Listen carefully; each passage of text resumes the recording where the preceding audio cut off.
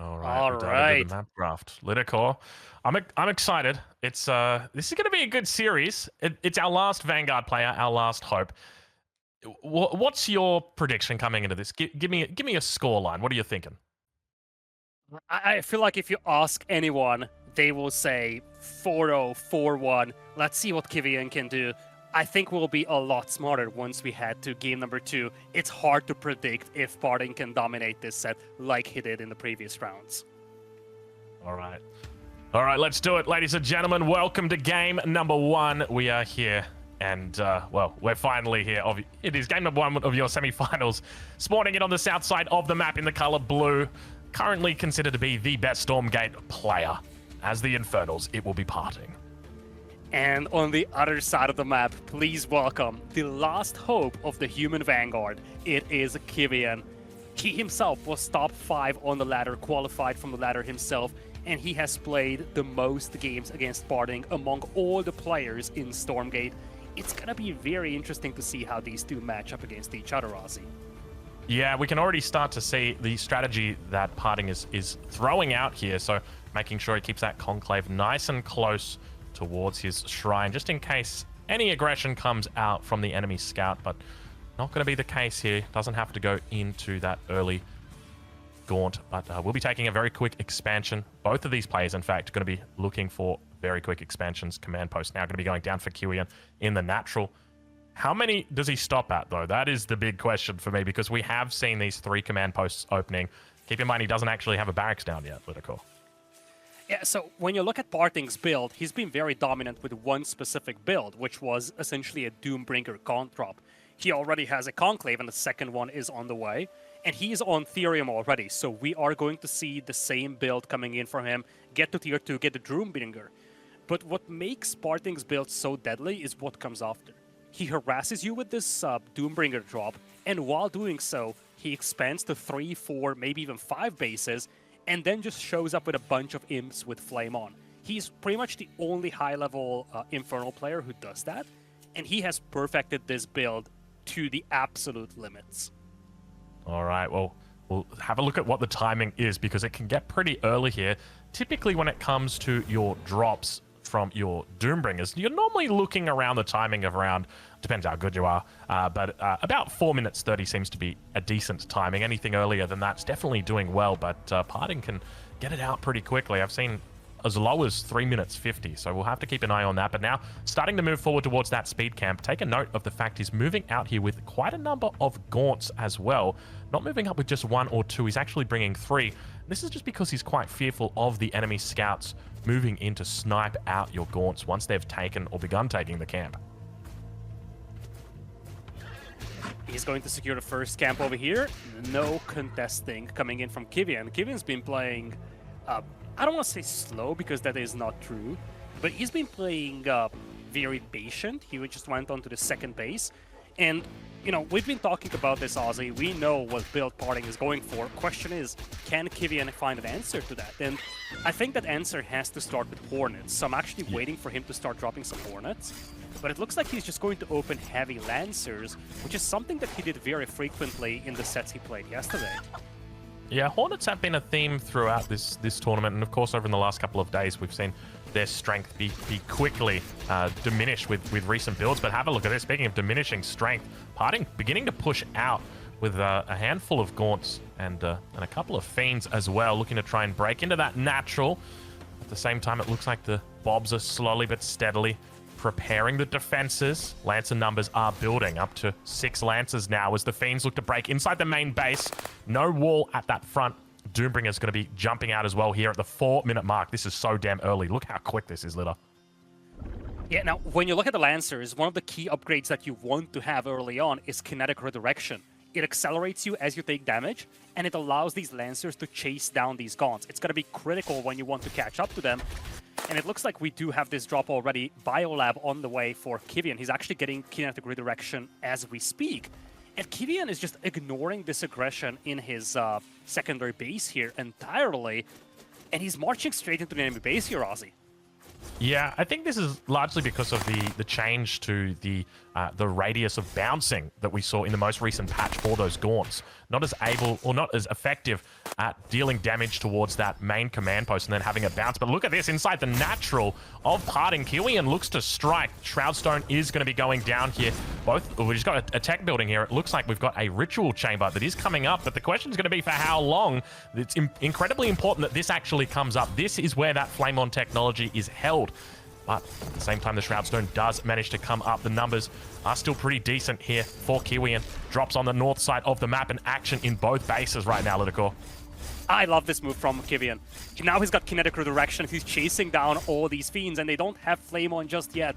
He's using the fact that those Gaunts struggle against buildings, and PartinG wasn't able to hit workers. Now PartinG is getting his own workers cleaned up, and he's got a bunch of Lancers inside his primary.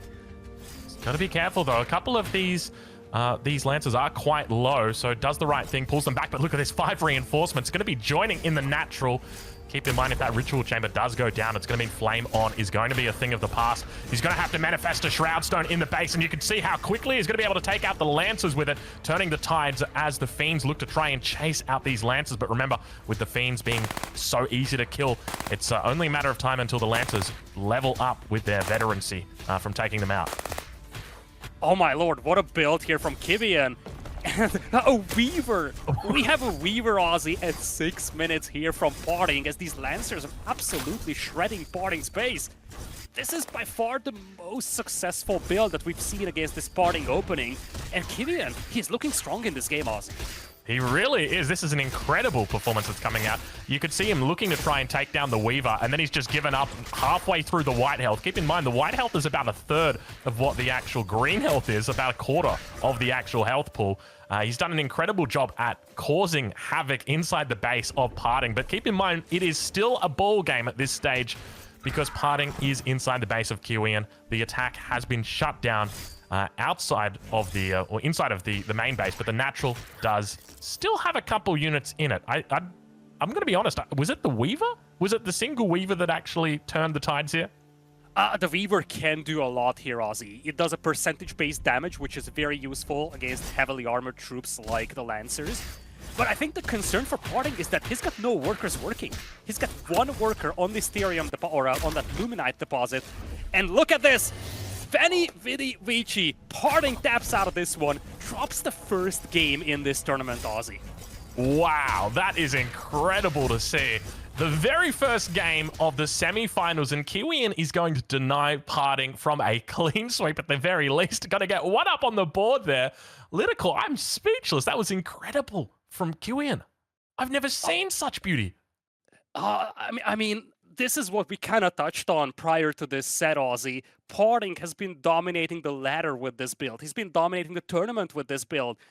And Kiwian, he is the one who knows PartinG the best, and he shows that. And, you know, I feel like a lot of pro players, a lot of casters have been theory crafting about what build could possibly beat this opening from PartinG.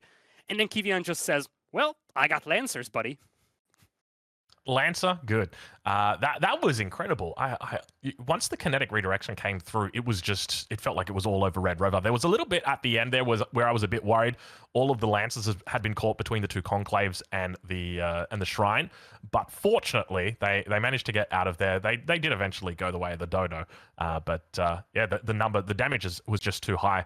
I think one of the big factors that was also playing quite a role here, in the most recent balance patch that's come through for Stormgate, one of the big changes was that could be overlooked by many people, was the fact that we had the range reduced on the bounce for Gaunts. And this makes it a little bit harder. Back in the good old days, you used to be able to just simply attack the command post, and that would naturally bounce over towards the bobs that were gathering up resources, and you could basically just kill the worker line by just attacking the command post. You can't do that anymore. It can still bounce off the command post, but the range is so much reduced that you almost have to be standing right next to it to get that effective, or to get that bounce and then that subsequent infest. So I think that played a big part here, because PartinG really didn't get a lot done on those drops.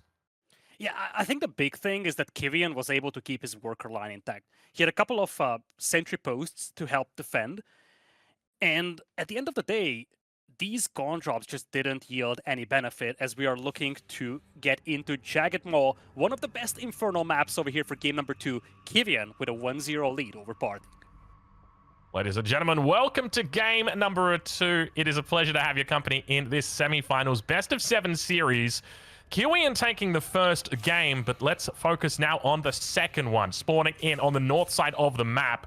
He is the last hope for all Vanguard enjoyers across the universe. He is Kiwian.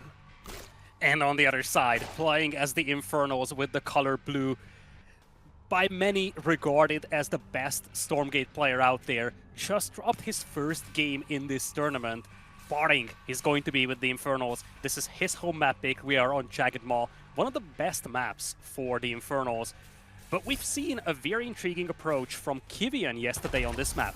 He tried to basically turret rush his opponent and confine him into his base. That's not going to be the case this time around though, although as I'm saying that I see a bob coming through, it's probably just going to be for a chop through. But it's going to be a double Rax opening, and I feel like Kiwian could be playing that double Lancer all-in once again. Yeah, it could be the case. He's going to be looking to chop through these spires. Keep in mind, while they do look like they are part of the map, you can actually chop through them.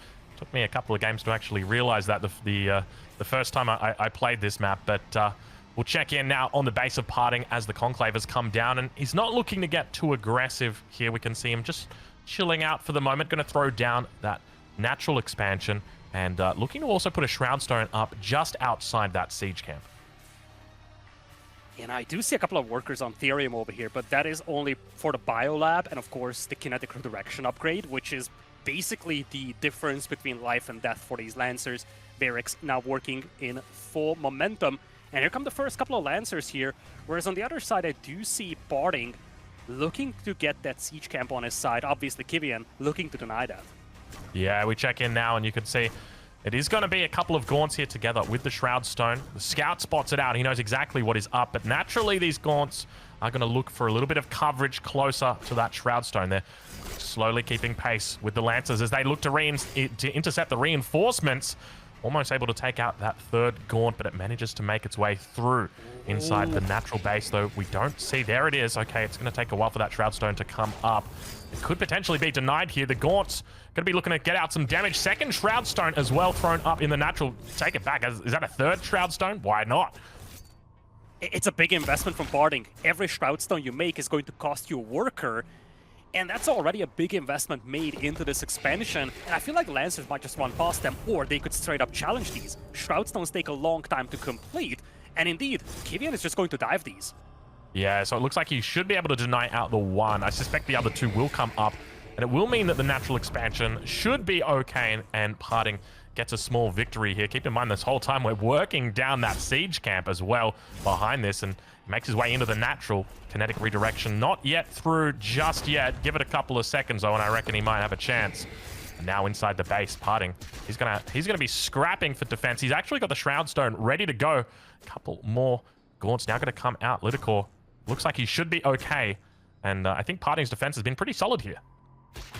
Yeah, and it looks like he has the catapult as well. Lancers looking to get close to it, but they don't have kinetic redirection just yet. They flank from the north though, and it looks like this catapult might be short-lived over here, but as I'm saying that, Lancers will be pushed back, and now, with the Infest coming from the Gaunts, you're going to start seeing those Fiends spawning in for PartinG as well, as he starts taking out those Lancers.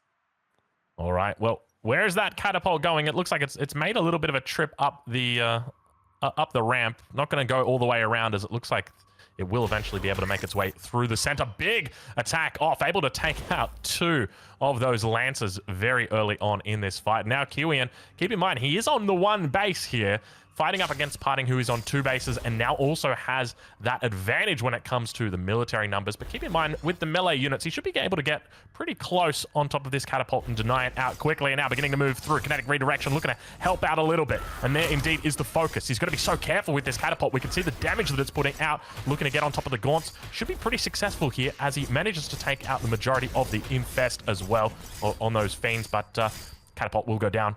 And going to be a nice little clean sweep here from Kiwian. Lidakor, my main fear right now at this stage is PartinG's on 2 base, Kiwian's only on the 1. How does he pull this back? Yeah, Kiwian needs to do damage over here, but now he's got kinetic redirection. His army wasn't so effective up until this point because he was just slow. He struggled to catch up with the Gaunts. He struggled to get close to that catapult. Now he's got a lot of speed, and he took out the catapult from his opponent. He could go and take his own catapult. There's a health camp to the north that he could claim to heal up all these Lancers. but he needs to make something happen very soon, because it's one thing that PartinG is on 2 bases. I feel like a Doombringer is going to be a thing very soon indeed. And this time around, it doesn't just have Gaunts inside, there is also Brute. All right, the drop now into the main. It's only a handful of units, though. Shouldn't be too hard to defend this one. Keep in mind, though, his units are out in the middle of the map at the moment, Kiwian. And a couple of Lancers now just coming back to defend and going to be checking the natural. And I think PartinG is going to sigh a bit of a relief when he realizes, hold on a minute, there's no base right here. I'm in a good spot. I'm in good shape. Indeed, he knows that his opponent is on 1 base right now. Nice micro by PartinG. Those Gaunts garrisoned inside the Doombringer, they regen their white health as long as the Doombringer is deployed. So this way, PartinG is getting all that white health back while the rest of his units are fighting. Yeah, a lot of units now back here for Kiwian. Still, I'm unsure what direction he looks to play in. Look at this. I think it's just going to be... Is he going all in? What do you think, Lidakor? I think it might be his only option, realistically, at this stage. Go all in with this. He could even look for a Bob pull. Is that potentially on the cards?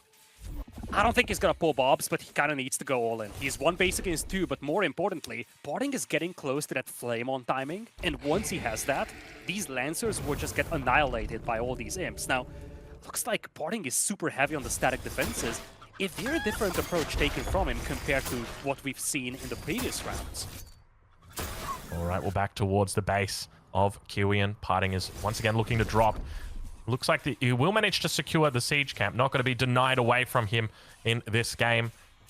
And now the Doombringer leaves, but, well, leaves for a couple of seconds before deciding to turn back around. He's very sneaky with it, but Catapult now going to be working down these static defenses slowly and steadily. Another drop towards the south side. More Lancers looking to come through, and PartinG has just been relentless with this. It is a lot of Lancers, isn't it? Look at the fact that he leaves the Doombringer here just to prevent... Oh, he's lashed with the Weaver all the way through. That's going to be the counter that he was looking for in this situation. The number's still pretty in favor of Kiwian at this stage, but managing to bring that Catapult in, denying out that damage and stopping quite a fair bit of it. And slowly but steadily, that Weaver on the front line is going to be tanking up as much as it possibly can, making his way through, but there is just way too many Shroud Stones here, Lidakor. Looks like this attack will be shut down without too much of a sweat breaking. I think that's it. What a game, and just the level of micro in this final fight was crazy. PartinG lashing in that Catapult, and in the very same moment, Kiwian dropping the shield on it to keep it alive. In the end, I feel like his push was just dragged out a little too much, but, you know, there is one more person on this broadcast right now who might have a couple of things to say about this. Let's bring in Killer Pigeon, our resident host, and see what he has to say about these 2 games. Let's go! He opened with a win! Kiwian was able to... Okay, we won't talk about Jagger more, though. We're going to have to start by talking about Secluded Grove. What an incredible opening there from Kiwian. You know, I think both of you said this, actually, going into this. Is Kiwian versus PartinG. If there's one person that might have the tempo, the aggression required to shut down PartinG, it could be Kiwian. And Drongo, we saw that perfectly in game number 1. Yeah, game number 1 was really a bit of a masterpiece, wasn't it? The fact that he was able to get out on the aggression early on. The Lancers inside the base were just causing so much havoc. It was just, I don't think something PartinG had expected. You know, naturally, when you're getting dropped, your main focus is the drops. It's not really about counterattack. It's about defending the drops. It's get out of my base. This is my base. And yet, we saw Kiwian with this beautiful counterplay, and it almost felt like PartinG had no clue what to do. So I've got a feeling that Kiwian has been keeping that one in the back pocket for quite some time, and definitely took PartinG by surprise with that attack. Oh, Fulham once, but Fulham twice. Not quite able to do that in game number 2, huh, Lidakor? That Jaggermore play looked like a good one to begin with from Kiwian, but the timings coming out on the counteroffensive from PartinG seemed to just shut that midway through its transition. Yeah, he was repelled midway through the game once before Kinetic Redirection came in, and that just shrunk his momentum a lot. And you also have to consider that we've seen the evolution of PartinG from game number 1 to game number 2. We've seen probably the first signs of him adapting to his opponent's playstyle in this tournament. And he went very heavy on the static defenses. He actually loves to play into Weavers, apparently, something we've seen in game number 1 and game number 2 as well. And this time around, he just waited for this all-in style approach from Kiwian. But I don't think that Kiwian played the Jagged Maw game that most of us expected him to play. Yesterday, he was very active on the Sentry Prost proxies, And that worked extremely well against Infernal opponents. I'm actually looking forward to seeing more of that from him once we get back to Jagged Maw. I mean, it's promising that they've got more than one strategy prepped. I would hope so at this point. You need to when you're talking about best of sevens, right? Like I said, fool you once, great, but it's not going to work again. And I think that's what we saw going from game one, game two. Interesting detail in that second game, by the way. The reason why we're only seeing Lancers and nothing else, Kiwian had actually gone for the command post upgrade, but funnily enough, that Doombringer drop blocked him on the Ethereum. So I believe the intent there was to get into Medtex, which would have patched him up and pushed him through. But that small detail coming out, that timing from PartinG dismounted everything. And like you mentioned, the Weaver phase there, love that as a solution. We have to remember that the patch did change them to be not base damage on the Lash anymore. The Lash from the Weavers now is percentage based, so more effective against tanky Lancers, also more effective against tanky catapults. Just a great read. Jagged Maw still seems to be a puzzle that no Vanguard player can consistently or reliably solve for. But we don't have to worry about Jagged Maw back-to-back. We get a fresh map for the first time in this series, boys. I believe we're about ready for game number 3, and it looks like we're going to be going to Broken Crown. All right. Good fun. Thank you very much, KP, for your insight. And yeah, I think from that last game, just absolutely beautiful stuff from that Weaver. Will we see it out in Broken Crown? My suspicion is probably yes, Lidakor. The Weaver, you know, one thing that I love about the Weaver is that other units can path under it. One of the first things I noticed about Stormgate was that pathing at this stage, because we're obviously still in beta, is that pathing still needs a little bit of work.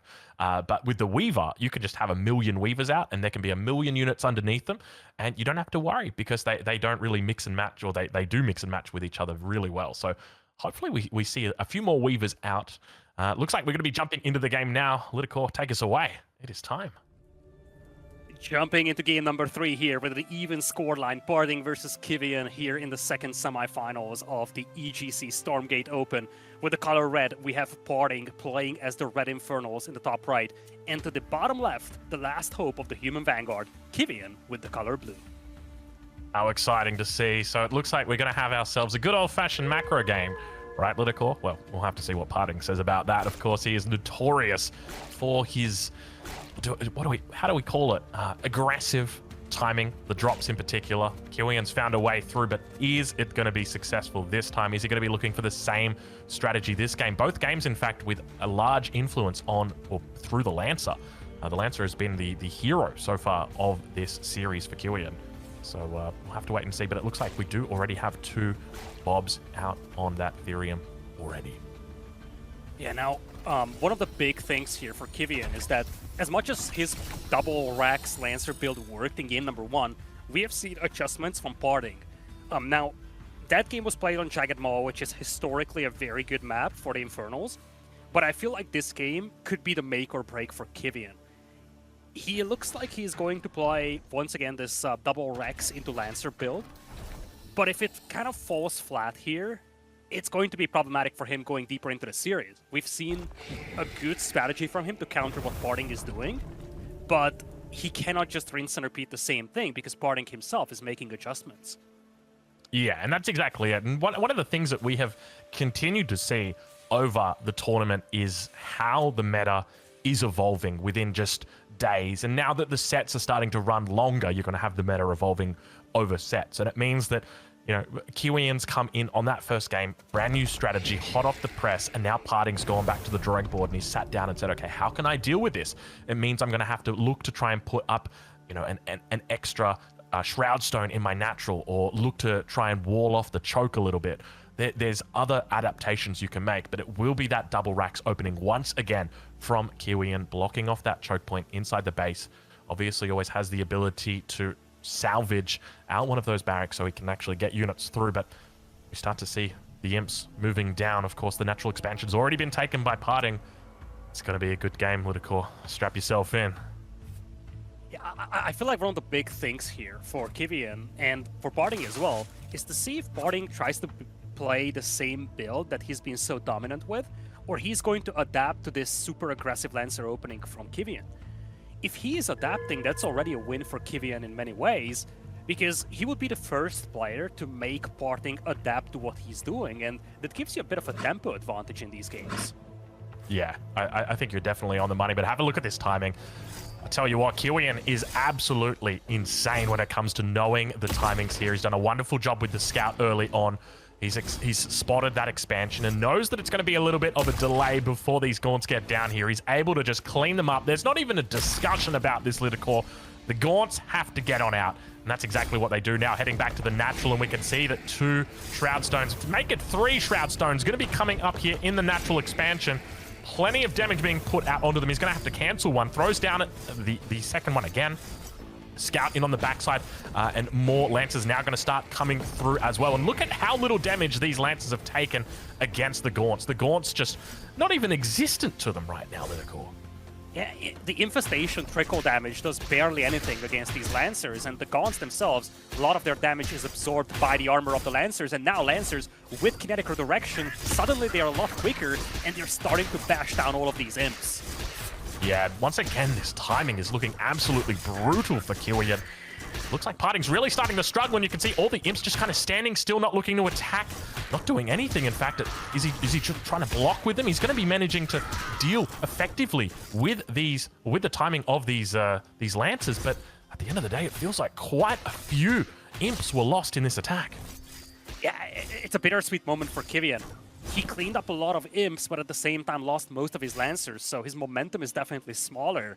And breaching all these static defenses is going to be a challenge. He's still on just 1 base compared to 2 from PartinG, but he definitely managed to kind of break this build from PartinG. There's no Doombringer on the horizon, basically no map control from PartinG. PartinG wasn't able to take any of these camps so far, and he lost a lot of workers as well. Workers that he eventually wants to turn into flame-on imps.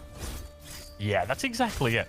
You've got to be really careful with your workers when you're playing as the Infernal. Of course, there is that charge system, but it's not like playing as the Vanguard. With that charge system, it can be unforgiving. If you throw away a worker, if you lose it, if you put it into a building, then all of a sudden you just don't have that building or that worker anymore. And taking a look inside the natural expansion of PartinG, there are 5, arguably 5, defensive buildings that have now been put down. I guess you could probably say 4. But yeah, it's a huge investment there for him, because it's not just that 25 Luminite that has been put into the building, it's also the 50 Luminite and the opportunity cost that is associated with going for that defensive structure. Beginning to push in. The Lancer numbers have begun to build once again. Keep in mind, we've still got a single base that's coming out from Kiwian. This is the 2nd game in a row he's just looked to play 1 base. There is no expansion. There's no at this stage of the game, no real chance that he's looking to expand. Just really looking to try and put on the pressure here early. Yeah, one thing I'm looking at, Aussie, is that there's this meat farm from PartinG, which is kind of body blocking a lot of those imps working out there. When it comes to imp count now, it looks better for PartinG compared to Kiwian's Bob count. Lancer numbers are once again rising, and they're looking to dive. Yeah, they're going to find a nice little surround here. Getting out plenty of damage and looking to move through onto the first of the Shroud Stones.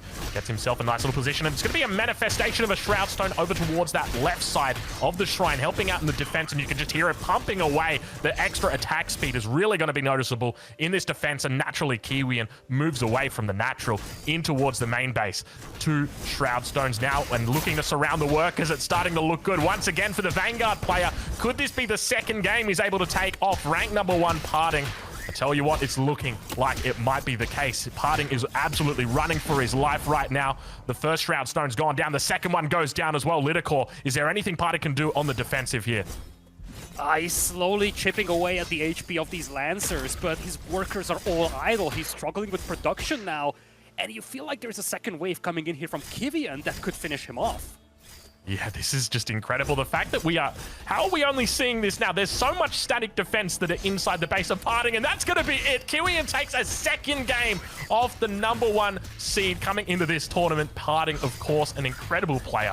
And just, I'm speechless once again, man. I tell you what, watching Kiwian develop over this series is incredible. You come away from it thinking PartinG's got to have an answer to this, but it just doesn't seem like it's the case. Beautiful all-in from Kiwian. Unreal. And let's not forget how good PartinG is playing in this. I think one of the big things that we didn't have time to touch on is that he's been doing exceptionally well with the Shroud Stone and Imp Micro. Every time a Shroud Stone is heavily damaged, he cancels it, refunds the imp, replaces it. And that's something that Kiwian had to adjust to.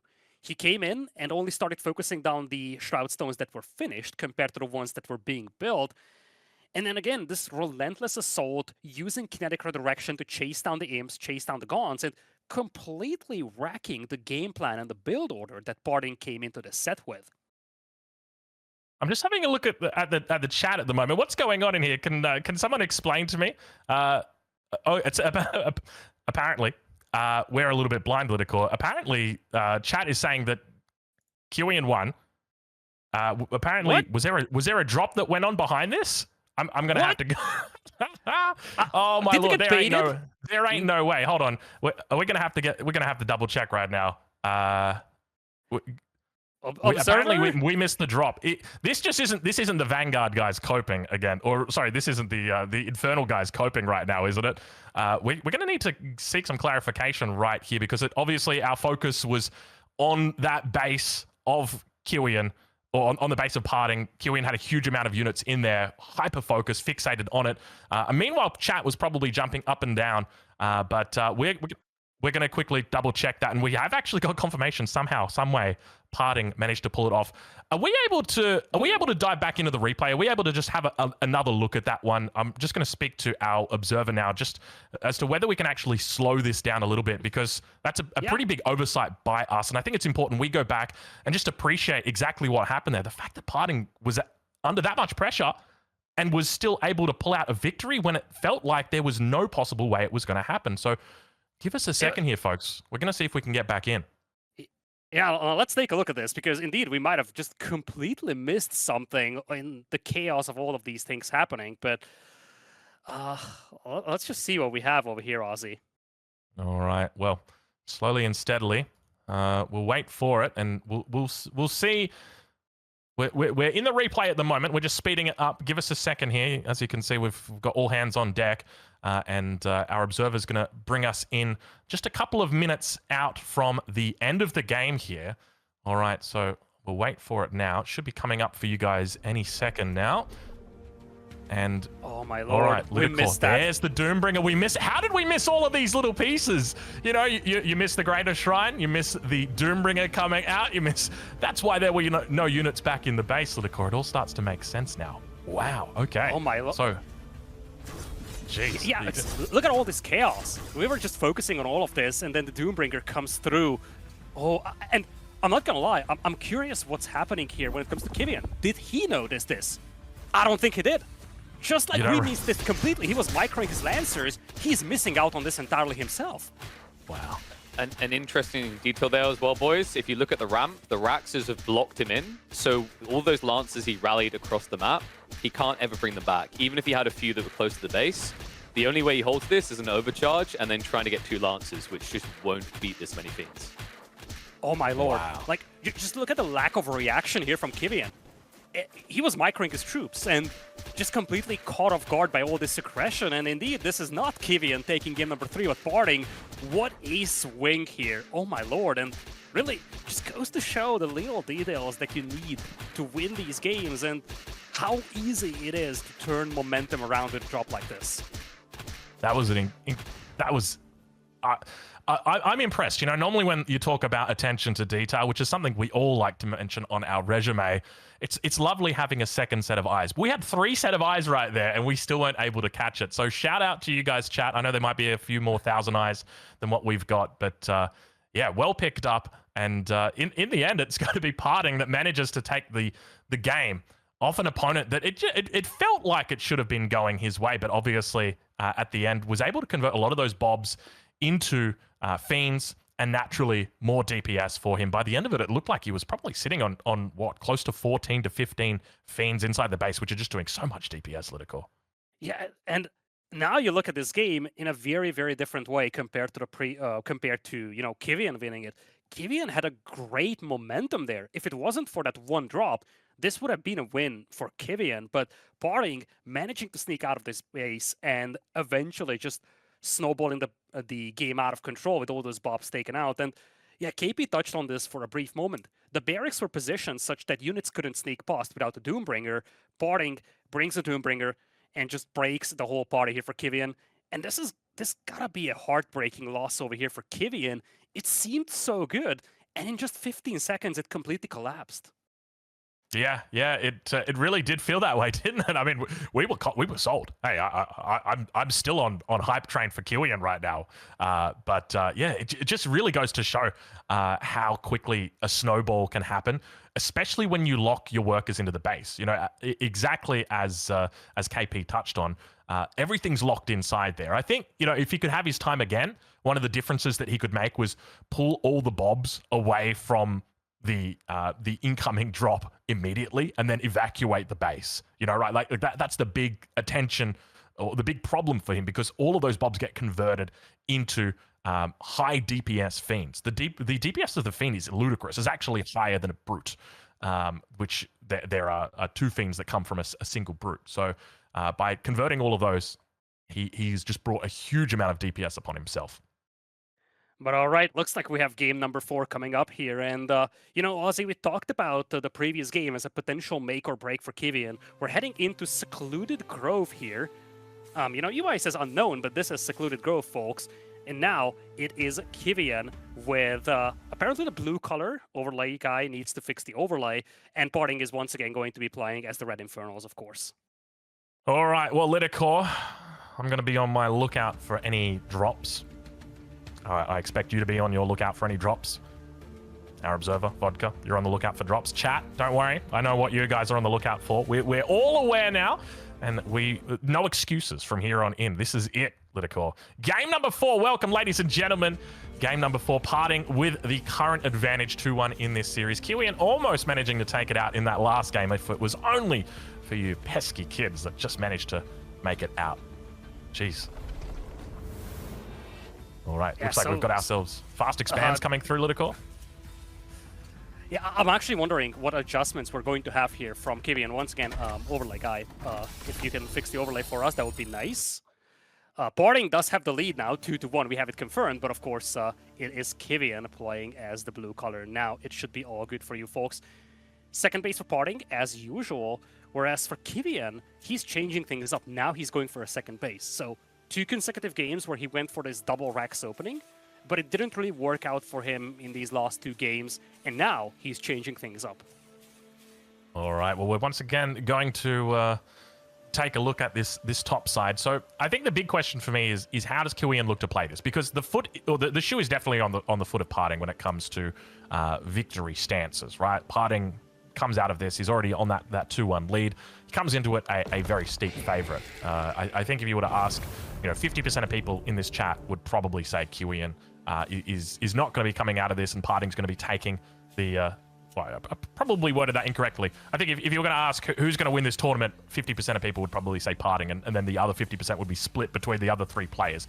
He comes in an incredible favorite. So what is Kiwian going to look to do differently? What is he going to try and shift the meta towards, or shift his play style towards, to try and change the way that PartinG plays?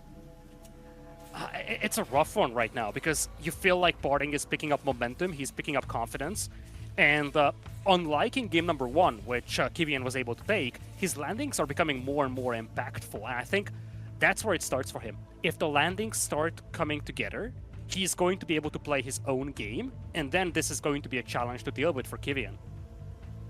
Yeah, I think that's a really, really good point. We can already start to see now Kiwian moving out with the scout. There's a double Rax at home behind this, but keep in mind he has gone for that early expansion. Shouldn't have too much trouble taking the first of the speed camp as well. Easily able to take this one. Got a nice little defensive area here. Doesn't look like we've got the chop through on the south side either, so just probably going to be heading over towards that north speed camp. And then from there, maybe into the middle. Looks like Vision Camp's going to be taken first. Kiwian is taking a much more slow and methodical approach to this. It's actually reminiscent to game number 1, this double base opening. He's still very, very heavy on Lancers. Difference is that now he's going to allow PartinG to land inside his base. We're getting close to that 4-minute timing where PartinG starts to bring on the Doombringer, starts to bring on the Gauns and potentially even Brutes to land with. And I think the key thing here for this game is going to be how Kiwian is going to handle that landing. We've seen a successful handling of that in game number 1, not so much in the previous game. It's going to come down to how he handles this Doombringer land. These are out so early. It's ludicrous that this is out 4 minutes into this game, and he's already got the Doombringer just on the opponent's side of the map, ready to go, almost fully loaded. I think it's what is it? 7 out of 8 over there. So quite a bit of gaunts inside. There could be a couple of fiends in there as well, but we'll have to check in with him as the first drop comes through. Sentry post is already up and ready to defend. Doesn't look like any Lancers really nearby. Second sentry post in the main base as well. Plenty of Lancers here, and it looks like he's going to start off with a little bit of bouncing, but not going to find too much of a way through. Slowly working down the health of that Doombringer Lidakor. It looks like he might be able to. No, not able to. Oh, he gets a scout. Trying to find that Bob, and you can see the repairs coming in too damn strong. And Kiwian holds on for a little bit. Yeah, but this is not good for Kiwian. Kinetic redirection is not in just yet, so he's struggling to chase down those Gaunts, but he also had an oversaturated Luminite mine. He had more workers than what the Luminite mine can take, so there's a lot of like lost efficiency over here. Same thing here on his natural. 14 workers out of the 12 available, or the 12 spots that's available. And it looks like he's just going to head over with the Lancers here to the opposing base. Now he's got Kinetic Redirection, though, and to a certain extent, I'm starting to feel a deja vu to the previous, or not the previous game, but game number 1, where PartinG is able to aggress the primary, but he isn't able to do much of a damage. And now the Lancers are walking into his base.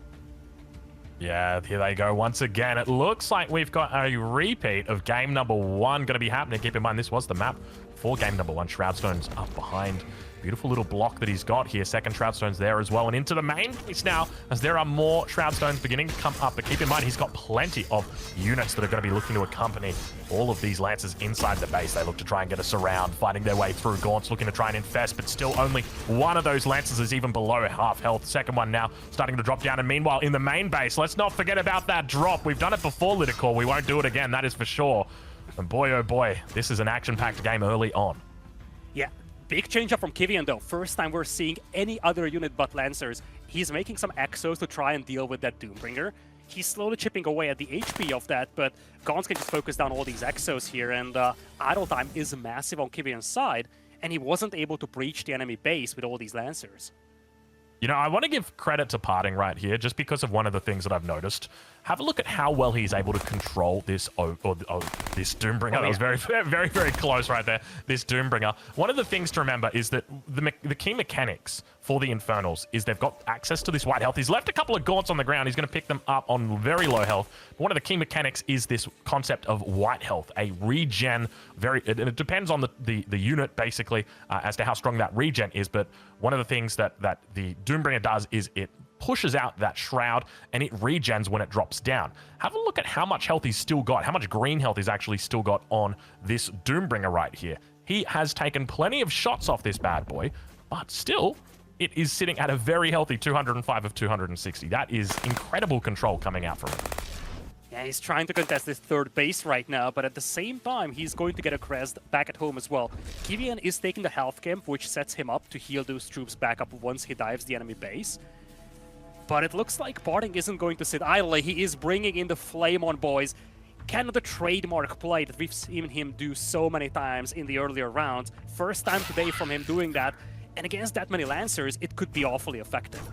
Yeah, you can see how aggressive he gets with these, really starting to, even on the defensive, he brings them out like, come on, you want to fight? And there they go. Inside, managing to hit a couple of Exos there. Beautiful spread coming through from Kiwian. And now down towards the third base of Kiwian. PartinG looks, plenty of Gaunts on the back line. Looks like on the back he's going to be able to drop down that Doombringer, get himself a little bit of extra white health, top these guys off if they're missing it out. And now all the Bob's going to be running away. Might think about getting an overcharge off here, but he's going to be so careful against these Flame on imps. You just know that they're ready to go right now. There goes the base. That base is done, Aussie. Oh, it's not even close, is it? There's nothing here to defend it. 1. He's not blowing him up. He's just going to take it down the old-fashioned way, which... I guess that works. Yeah, we got to keep in mind, okay, meanwhile on the north side, Kiwian has denied out that third base from PartinG, but PartinG is denying the second base here of Kiwian, and I can tell you right now, 1 base against 2 is never a fun way to play. I love how he's conserving the imps. He could have easily annihilated this base, but he simply didn't need to. He's waiting for those Lancers to come in. By the way, all these Bobs idle to the north, just looking very painful for Kiwian. Yeah, they're hanging out. They're not having a party. That is for sure. A couple Flame on Imps through. He's racing around. Beautiful little splits. A bit of damage done onto the Lancers and now making their way towards the front side. Keep an eye on those Imps towards the top. There they go. Looking to jump in. Managed to take out a couple more units to the top side. Gaunt's on the back. And big explosions towards the center. But the Lancer numbers are looking good. Exo's on the back as well. Converting over a couple of the Gaunts, turning them into Fiends. Doombringer going to come up and looks like it will pick up the remnants of this army. But Kiwian manages to hold despite losing a base. Who does the advantage go to, Lidakor? Because you've got PartinG, who's managed to take out a base, or actually, he only took out one base here. He never took out this base here. Yeah, it was essentially a base trade. Both of the players down to 2 bases, but one of the things I'm looking at is the idle time that Kiwian had. All of those bobs to the north, they were idled for so long. I feel like as much as he cleaned this up, the cost to pay was massive. At the same time, let's not forget, PartinG sacrificed a lot of his workers as flame on imps, so his worker count isn't spectacular either. That's a really good call. And that's definitely one of the things that I've noticed. When I'm playing Infernal, I always feel like I never have enough workers. I could always have more. So I don't know where PartinG manages to pull all of these imps from that he loves to sacrifice to the imp gods. But we'll have to wait and see exactly how he looks to play out the rest of this game, because he hasn't managed to finish this one off with that standard push that we have seen him finish so many games with. Always around that 7 to 8 minute mark, depending on how the tempo of the game is going.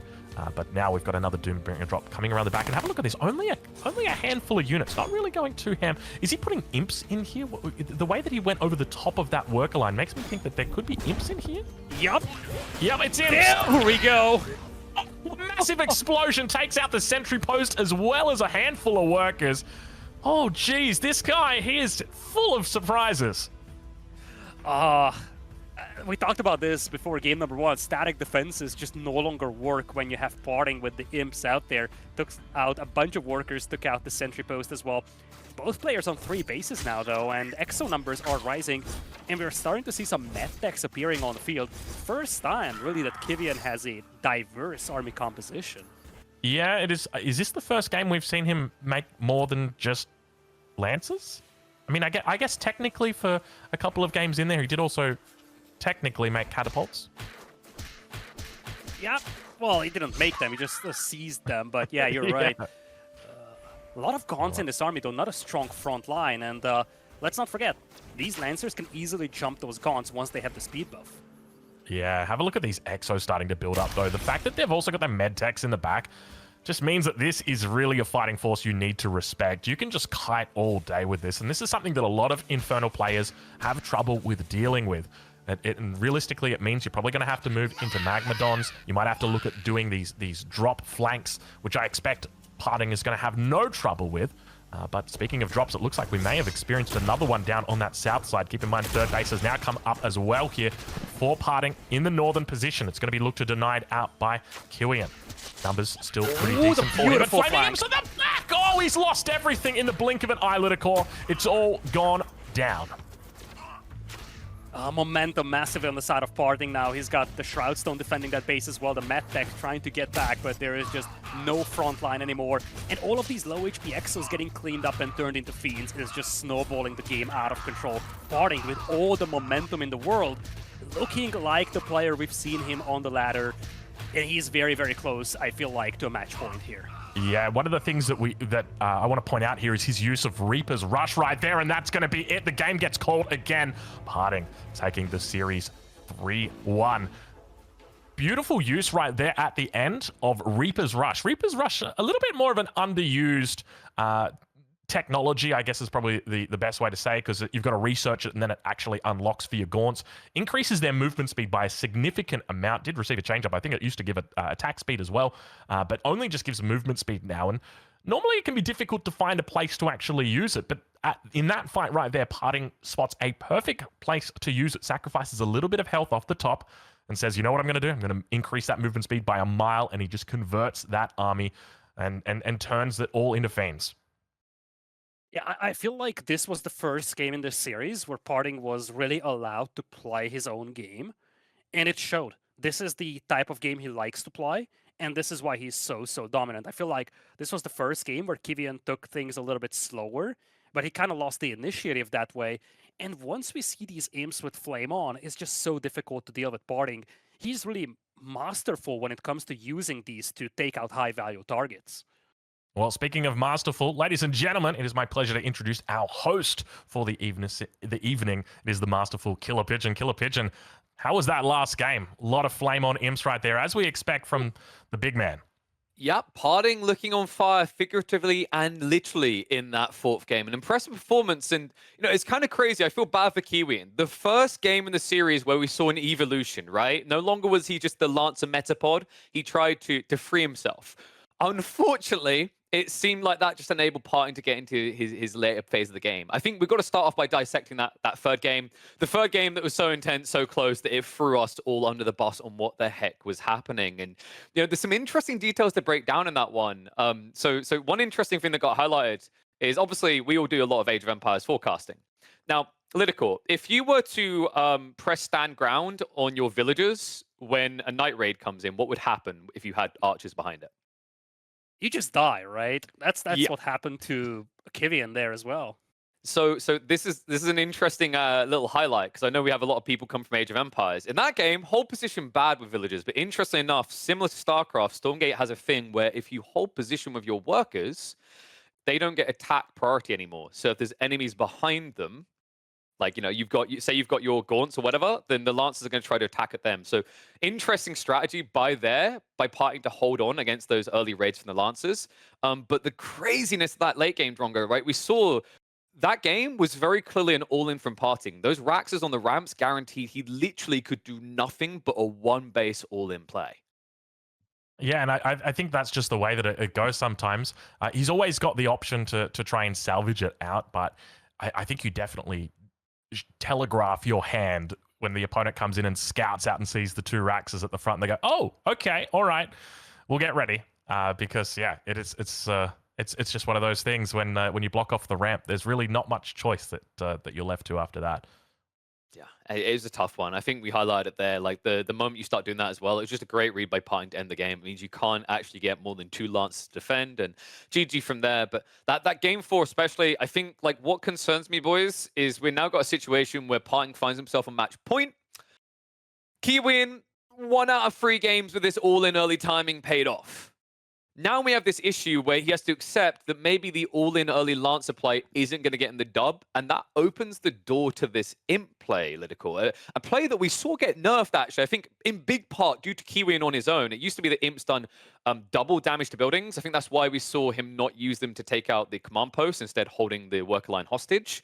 But even with those nerfs, is it me, or is PartinG about to get this unit nerfed again by himself?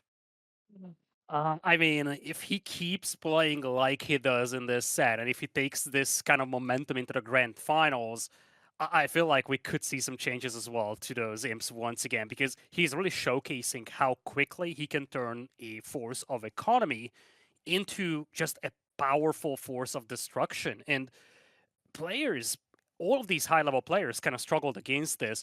Once you get to that flame on tech, PartinG seems to be dominating games, and players are struggling to find an answer to that. It's crazy as well. We find ourselves in a situation back up against the wall. We could be seeing an elimination of the only remaining Vanguard player next game. But before we get to those games, I know that people want to have access to the game, which is why I think it's an important time to highlight that EGC is prepping to give away 10 beta keys on this stream today. We're going to figure out the details about how exactly we're going to disperse those to you, but I have been informed from behind the scenes that we're prepping that. I noticed a lot of people were asking, how do I get in? How do I play? That's going to be one way. On top of that, a reminder that Frost Giant are aiming to open up the Kickstarter again for late pledges. They're aiming for an anticipating round maybe Friday, February the 23rd, so keep an eye out for that as well. But boys, we can't disrupt this any longer. Kiwian's back up against the wall in this best of 7. Nothing but perfection will do to get into that grand final for a matchup with Vortex. Let's hop into Broken Crown to see if PartinG is going to make it a 4-1 dub. So right. Unless we get additional games, we're not going to see another Jagged Maw game where Kiwian could try to play that tower proxy build that we've seen from him previously. It's going to be Broken Crown once again. The only map that Kiwian was able to secure, actually, beg your pardon, was Secluded Grove. But in terms of style, We've seen him open in a very similar fashion in this map. Let's see Aussie if he can extend this set and maybe give himself a chance for redemption. All right, ladies and gentlemen, welcome to game number 5 of your second semi-final in the EGC Stormgate Open. We're here on match point as PartinG leads the way 3-1 against Kiwian. He spawns in on the north side in the color red as the Infernals. And on the other side, last hope of the human vanguard, Kiwian with the color blue. Also last hope for him to turn this series around and prevent PartinG from going into the grand finals. Series started out great for him, but then PartinG just started to show why he's one of the most dominant players in Stormgate, and now there is an extra level of pressure added onto the shoulders of Kiwian. No more room for mistakes. One bad step and you're out of this tournament. All right, well, let's see how he looks to play it, considering everything is now on the line. Does he risk a macro game and risk those flame-on imps? And it looks like it will be the case as a couple of bobs begin to move forward. Hold your horses, Drongo. Don't call it just yet. For a double racks on the choke point once again. Meanwhile, PartinG is going to be taking, no surprises, that second base, but hold your horse. Look at this. Scout is coming through. Looking to deny, not going to happen. A little bit of attention towards that Gaunt, but they're just having fun. I do see 2 racks. Again, Aussie. We've seen this build once before. The last time we've seen it on this map, though, it was a spectacular ending for PartinG that got us all confused, with the landing coming in from PartinG to turn that around. Up until that point, it looked reasonable for Kiwian, though, so looks like he's trying to replicate that once again. Double racks to block his rampart, and he's going to play just 1 base here. Yeah, I think this is...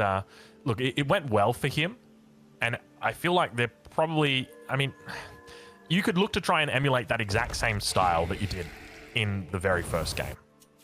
Not in the very first game, but rather in that last game that we had on this map. I feel like the only real difference that he needed to make was to just get rid of one of those Raxes off the ramp when you do get dropped, and then maybe address that drop, because realistically, just 2 or 3 Lances is all you need to address that drop. But obviously, you want to try and put as much tempo as you can out towards the front. And here, already Kiwian making his way up towards this top side. Outside the vision camp at the moment, he may look to deny. You can see he's got the scout on the bottom side patrolling. He's having a look exactly where these Gaunts are. The other thing that Kiwian needs to do here is avoid trying to beat up those Shroud Stones, I feel. Every time he tried to destroy those as they were being constructed, PartinG just canceled them and replaced them. Yeah. So I feel like he was just wasting precious time over there trying to take out those towers, because PartinG was always able to respond to that. Look at this. How... it's just beautiful game sense right here. Kiwian knew instinctively before PartinG even moved out that he was going to attempt this speed camp. And now, all of a sudden, Kiwian, with an early lead, looks to try and take out all of these Gaunts. I don't even think you're going to get a single conversion in here with a Fiend. Look at the damage that comes out. Still no kinetic redirection, but Lidakor, he's going to be feeling great about himself. What a perfect read, opening up this match point game from Kiwian. I love this move, I gotta say, from Kiwian here. He was patient, he waited until the Gaunts left the base, and look at the response here. Once again, multiple Shroud Stones being built. But now Kiwian with the kinetic redirection, he's got that movement speed, and I do not see a lot of defenders back at home here for PartinG. Yeah, all of the Shroud Stones now just coming up. I suspect maybe PartinG was thinking once again, oh, is it just going to be a case of he's going to be double expanding? What's he going to do? Maybe a single expansion? But as you rightly suggested, avoid going after those Shroud Stones. Focus on the units, and look at the damage that is being done right now. Huge damage inside the main base. Going to be looking to try and focus down the Shroud Stones once they come up. And look at the cancellation. Immediately, PartinG cancels right as that Shroud Stone's coming up. And now able to focus down the second Shroud Stone. Still has 6 Lancers alive inside this base. Lidakor, this is looking a little bit better. And good game gets called on match point. Kiwian taking back 1 game. He goes back to the only strategy that worked. Full Lancers, full aggression. But I think the difference maker here was that he was patient. He waited until the Gaunts left, so he took the fight against the Gaunts on open field as compared to fighting in the enemy base. And this time around, PartinG had no Doombringer to land with. Kiwian survives another game here and puts himself into a position to potentially tie this up and take it to 7 games. Yeah, wow. I'm just thinking from the perspective of an Infernal player. How do I go about dealing with that when I'm playing on the ladder, right? Like, am I just going to have to start taking my expansion and then just immediately putting down my my shroud stones straight away? Is that it? And do you have to leave them in that state of limbo? There's a strategy that you can use, because when you think about it, right, they only cost 25 minerals to put down. So if you put down the 25 minerals and then cancel it when it gets to say 75% if you don't need it, you can then put it down again. You're still getting a refund of, like, I think it's 17 minerals. So you're only losing 8 minerals every time. And then that way, if your opponent doesn't attack you, you can just cancel them. And if they do attack you, you've got them ready to go. Is that the way that you deal with it? It feels really strong, this timing attack from Kiwian. It's tricky, right? I feel like the issue here for PartinG was that he went out for creep camps. He actually went for a creep camp on the opposing player's side, so he got caught off guard. We haven't seen that Doombringer landing coming in from him early on. And I feel like otherwise he was in a good position. He was 2 bases against 1. He had a lot of static defenses. It's just that he lost most of those gaunts, which would have been immensely valuable when it comes to defending against this early aggression. Yeah, that was a huge amount of gaunts that just went down. And I think that just goes back to, you know, the strength of Kiwian and his mindset. The game sense is what you call it. You know, whenever there's that questionable decision making from the opponent and it gets read by the player, it's just a beautiful sense of game sense. But ladies and gentlemen, welcome through. Once again, we are here again on Match Point, game number 6 in your second semi-final series of the EGC Stormgate Open. Welcome. If you're just joining us here, let me update you. PartinG is currently on Match Point. He's taken 3 games so far.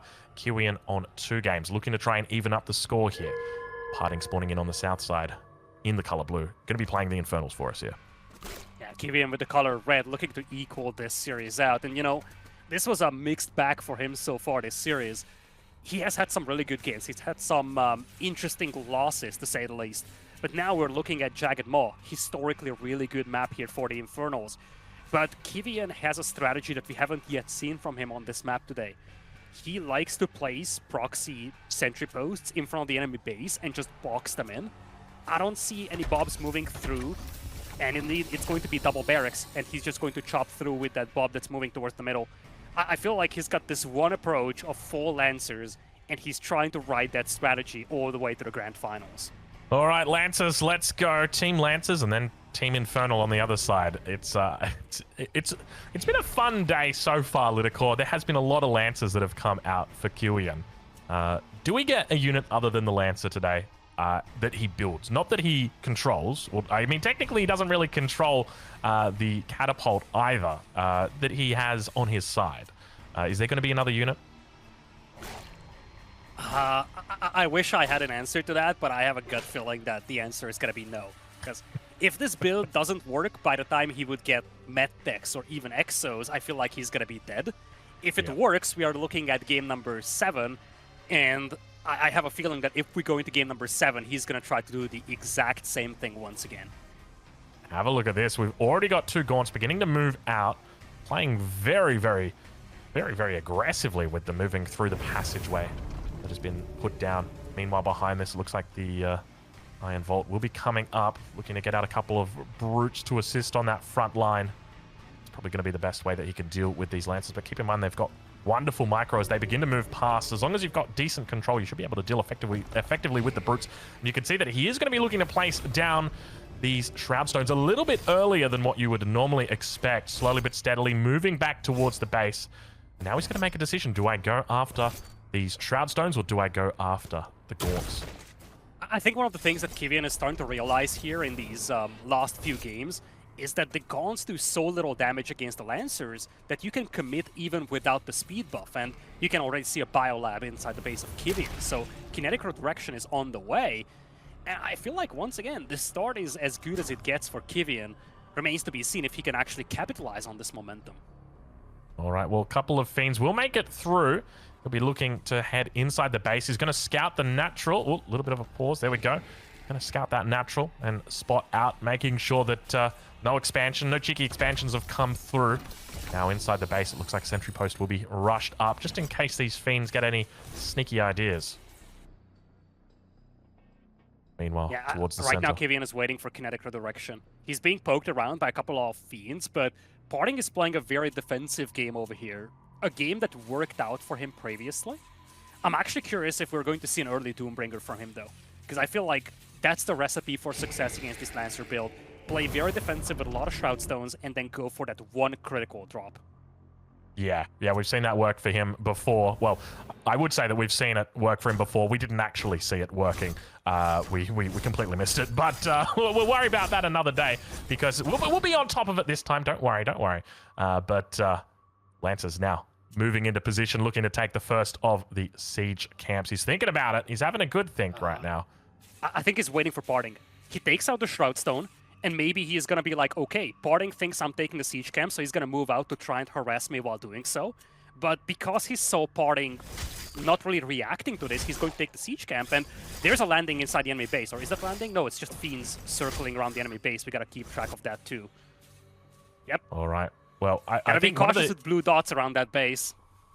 I want to just quickly check in on the base of PartinG and just see whether we've got the tech buildings coming up just yet for him, because the Weaver is going to be key in dismantling this. What's that down just below the shrine in the natural expansion? I think that could be what we're looking for. No, it's another Iron Vault. Okay, so he's going to be up against... it's only going to be the one catapult to start us off with. No real way to deal with this. Yeah, there's a lot of Lancers here, but no real way to deal with this other than, you know, maybe a couple of Fiends getting in there nice and close. He's got a lot of Brutes, and those are tanky. They can hold their position for quite some time, help out these Shroud Stones to take out this army. Yeah, you can see the way he's just using the Brutes to delay the catapult from inevitably coming in. It does use a couple of shots up, but now going to be focusing down that first Shroud Stone and working its way through. Begins to move into the next one, slowly but steadily, taking them out. PartinG trying to buy himself a little bit more time. More Shroud Stones coming up now on the backside.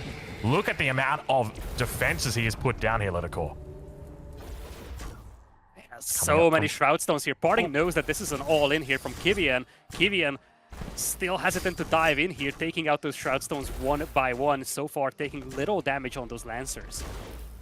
Yeah, not too much damage taken on them yet. He's got to be careful as the catapult looked a little bit exposed. Manages to bring it out, though. Lancer's diving through and absolutely annihilates that front line. A single brute does remain, and slowly and steadily, it's a methodical push right now, Lidakor. Yeah, a lot of imps are being sacrificed for these towers, but numbers are growing here for PartinG. Slowly, and look at the numbers that are building. The Lancers, he's trying his best to push through in on this game. He knows it's now, but on top of that, oh look, we've got the shields up coming in on the catapult to protect him up against that manifestation on the Shroud Stone. Not what he expected, that is for sure. PartinG thought he was almost certainly going to be taken out, but managing to keep it alive, bringing forward the Bobs to get the repairs through. Slowly and steadily, they're taking out the back line. The Gaunt numbers are beginning to fall. Still, more Shroud Stones are coming online. A couple, two more over towards that east side of the base. And now, once again, working down that catapult. The heals on the back, the bouncing coming through from the Gaunts, converting a couple into the Fiends, and the catapult does fall. And with this, the two base holds, and good game gets called. That's going to be it, with PartinG winning the series 4-2 against Kiwian. Oh my lord, what a hold. Kiwian tried to take this slow and methodical. The moment the full map gets covered by Shroud from PartinG, Kiwian pulls the shields. But eventually, PartinG is just able to overwhelm him with all those towers, all those forces. And when you look at this game compared to the previous one, that is the difference maker. PartinG had all these troops with full white health inside his base. And with that, the Lancers are just insufficient to break through. Kiwian, he definitely made things challenging for PartinG. But in the end, PartinG is the one moving into the grand finals. Yeah, incredible performance there from him. I tell you what, after that manifestation of the Shroud Stone came through, I thought, okay, well, that's it. But then as soon as those shields up come in, I didn't even think about that as a potential counter. The fact that you can actually use that on an allied unit, because when it comes to that siege catapult, it's not actually your unit. You can't control it. It's technically an allied unit, but you can still put the shields up on top of it, protect it. You can still repair it with the Bobs. But in the end, the victory goes over to PartinG, as many would have predicted, and with that, our final Vanguard player for the tournament is unfortunately bowed out. But I tell you what, I don't think coming into this event, many people expected the Vanguard to get as far as they did. There were a huge amount of them that made it through to the quarterfinals, and that was brilliant to see. But we'll be passing it through on to Killer Pigeon. Killer Pigeon, I hear you waiting in the wings there. How you doing, mate? What a series.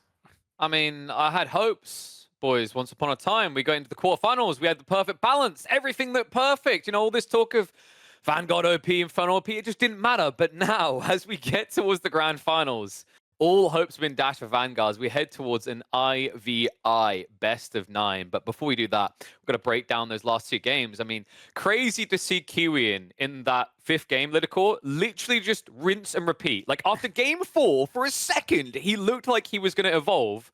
Once again, he goes back to that hardened Lancer Metapod form. Yeah, I mean, he found a way to beat PartinG. He was the first and only player in this tournament who managed to take away games from PartinG, and he just felt like he needed to do it again. I feel like when you look at this entire set, you gotta look back at that game where all that landing happened inside his base that took him out. I feel like the big issue with this Lancer all-in is that once his opponent was in a match point position, it was just too big of a risk for him to take. It didn't work out in one of these games, and in the end, it was just a snowball out of control. But you really gotta credit Kiwian over here. I don't think many would have predicted him being able to take out PartinG. In fact, most people would have predicted 4-1, 4-0 for the final scoreline of this set. So 4-2, Kiwian, big shout out to him because he definitely made PartinG run for his money.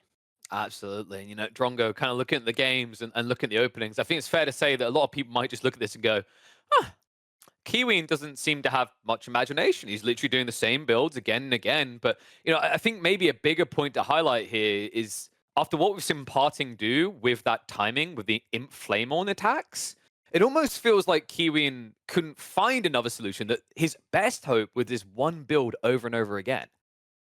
I think that's exactly it, right? Like, you know that there is a win condition that is coming at the 8-minute mark.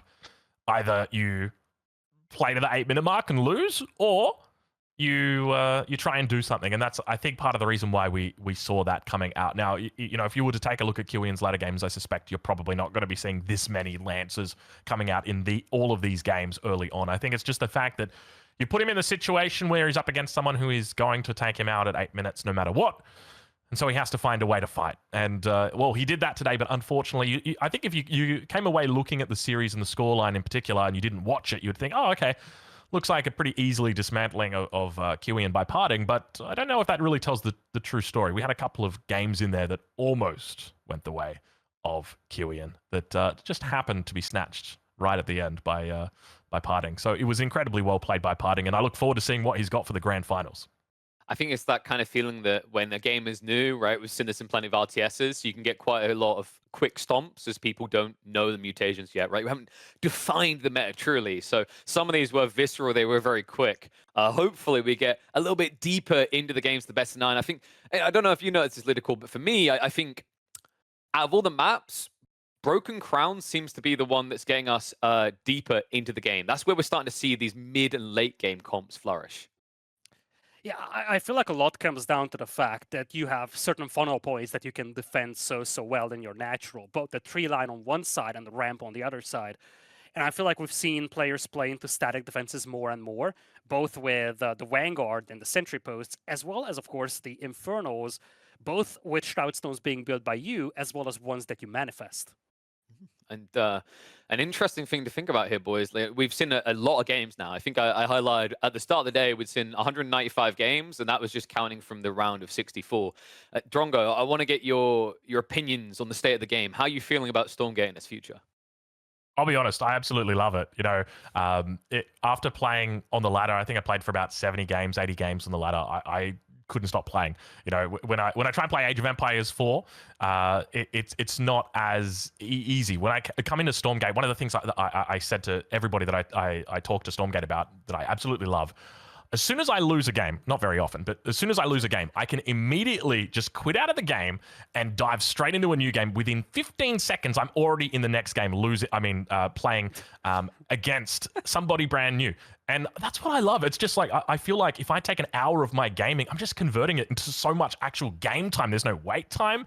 There's no like having to stare at a defeat screen. It just quickly goes straight through it. It's so much fun.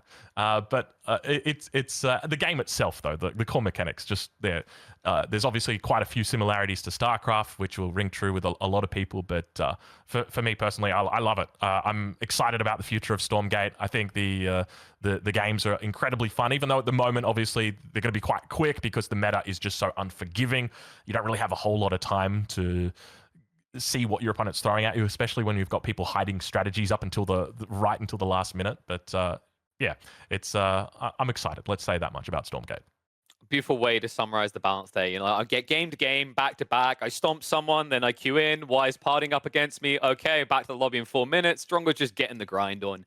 Lida, I imagine you have a similar feeling here, right? Like the crazy thing is we still have one more faction to come that we're being teased about. Who knows if we're ever going to stop at 3? Maybe there's more in the future. On top of that, the existing factions, you know, we're only seeing what, like 2/3 of what we're potentially going to end up with here. We haven't even seen the tier 3 units added yet. Yeah, I feel like that is something that's going to bring in some quote-unquote much-needed variety as well. Right now, you know, a lot of people are pointing out that this is an Infernal-dominated tournament, which is not even true, as you kind of touched on that. We had a lot of success for the Vanguard as well. But yeah, we're missing some tier 3 units, we're missing a whole faction, and we're also missing, you know, custom-made maps and new maps. These things will all shake up the balance and will make all of these games a lot more diverse. I feel like Stormgate is already very entertaining to watch. The pacing is great. As Drongo touched on that, the downtime between games is just impressive. But I feel like the variety element is actually yet to come. Well, I'm looking forward to see it, but a little bit less variety potentially coming up our grand finals. You know, they say in the Age of Empires universe, at least, a mirror matchup is the perfect way to define who is the more skilled. And I think that's true across many RTSs. So, seems a perfect opportunity to ask you both who you think is going to clinch this, maybe even be bold enough to throw in a final scoreline there. Are we backing PartinG or are we backing Vortex? I'll start with Drongo. Oh, you hate to see it. Look, my head says PartinG, but my heart says Vortex. I'm gonna have to do the right thing by my man Vortex. Vortex, I've got you on the line here. It's going to be a 5-4 victory for him. Ooh. Lida? This is a tough call, KP. I feel like before this set began for PartinG against Kiwian, I would have said PartinG. So I'm actually going to answer this with some numbers that we actually got from the Back to Warcraft guys. They ran a community poll asking people who they think will win. PartinG was sitting at 50%, Vortex at 35%. I feel like those numbers are fairly representative. Vortex has that uncertainty element in him, that creativity element, and most importantly, he saw what PartinG did against Kiwian in this. He has some time to think about that, and I feel like he might have noticed a couple of weaknesses in PartinG's approach against Kiwian that he could be able to exploit. Still, I feel like once we get to Flame on Imps, PartinG is just dominating these games. In a best of 9, I have to put my money on PartinG. Oh, I love that. You know, I go to Drongo, he's like, my heart. I lead with my heart. And then Lidakor is like, let me just get my cop out ready. Statistically, based on the community, this is where we're going. Fine. Have it that way. You know what I like about that? That's a 50-50 split. Means it can go either way. Wouldn't want it any other way. Thank you for the cast, boys. I think you have earned a rest. So you go and enjoy the grand finals from the sideline. I'm sure we'll see more of you in the future.